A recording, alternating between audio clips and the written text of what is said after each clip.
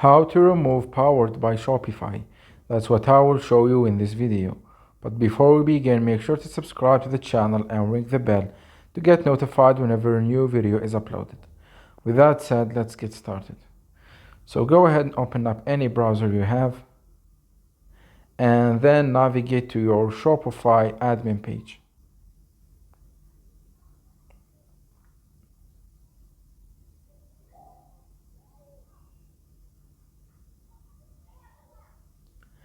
Once you do that, click on the three lines at the top left of the screen. And from the sales channels section, click on your store, then click on themes.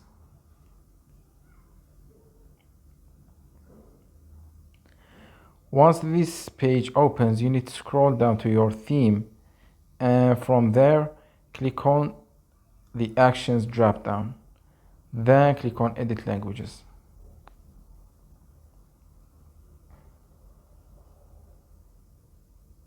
Once you're here, you need to click on the search bar and search for powered by.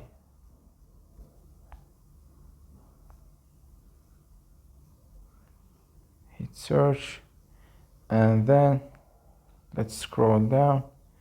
As you can see, in the links section it says powered by Shopify.